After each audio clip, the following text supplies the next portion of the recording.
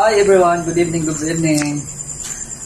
Christmas is nearly approaching, and I'm here in my inside of my compound. Hope na magustuhan nyo yung live na binikorek namin, at sana ay patuloy ang panunood nyo sa ating mga videos. So guys, thank you very much. So ito po yung ano namin, mga Christmas live na sana magustuhan nyo. And then saka ito din yung ano, pinagawa kong rest house. Pinagawa kong rest house to, I think almost a year. Yeah, this last year pinagawa ko ito kasi pag bumili ng ready-made, this one is very expensive. I think almost 90,000 peso. So pag magpagawa, only ang nagastos ko 25 pesos. Yeah, para may idea kayo, kasi you know, ang pera is not so easy to find it. That's why ito ay magkakaroon kayo ng idea. And then yun nga, malapit na ang Christmas. So ang dalangin ko lang kay God na sana magkaroon na ng peaceful at wala ng gera, kasi ang ibang bansa ay magulo. So kasi you know, marami ang nadadamay ng mga innocent people, kawawa naman sila. So ang ano ko kay God, ang hinihinging gift this Christmas ay yun po. At lagi ko po kayong pinagdarasal at kasama ko kayo sa aking pagdarasal araw, day and night, na bigyan tayo ng good health. And then at saka ano, alam ko ang iba nating pamilya ay mayroong mga hindi pagkakaunawaan sa isa't isa. So ang ano ko, sana ay magkapatawaran na sila, magmahalan po tayo, kasi life is too short, di ba? Kaya guys, ang masasabi ko lang sa inyo, thank you of course, Christmas, so we have to give some gift for them, you know. Actually, look, they are very good. So come on, we will take a look for their pangangaroling. And guys, I have to repeat again, please, huwag po nating kakalimutan magdasal lagi. At alam ko po, hindi tayo pababayaan ni God. Andyan lang po siya sa atin.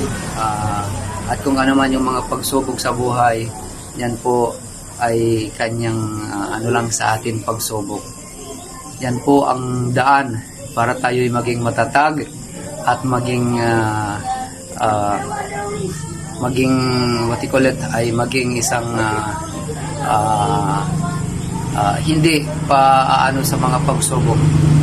Pagkos yun po ang ating gawin na maging isang ano natin, instrument na whatever happen, salamat po sa Diyos, kasi alam ko siya lang po ang magbibigay sa atin ng the most powerful na maghihiling at magpapagaling sa lahat ng mga may karamdaman.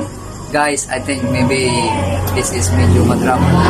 So thank you guys, I love you all, and please keep watching my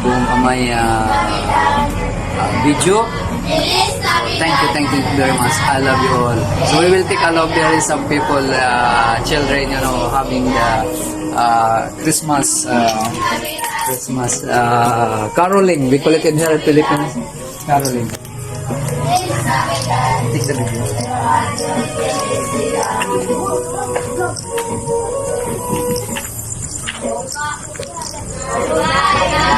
Itong ilaw, walang iba, kundi ikaw.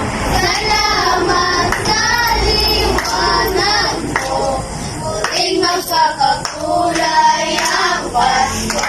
Dahil ikaw, bro, dahil ikaw, bro, dahil ikaw, bro, ang star ng Pasko. Umagang kailan ng bagong pag-asa, tibok na ang puso, sa bawat higa, islap ng So guys, nangangaroling po sila. hangin, sagot sa panalangin, di man natin inig. Ang Pasko ay paalala, sa pagsay pagpapala. Ang dami nila. I think they are... One minute, I have to count how many they are. Kaya ngayong Pasko, ang blessings ko'y kayo. Thank you, ang pabait ninyo. Kaya ngayong Pasko, ang blessings ko'y kayo. Thank you.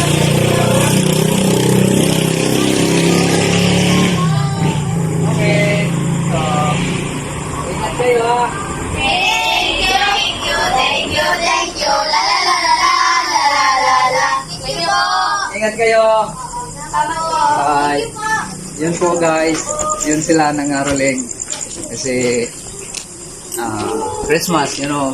I think everywhere pag Christmas, mayroong mga nangangaroling. You know.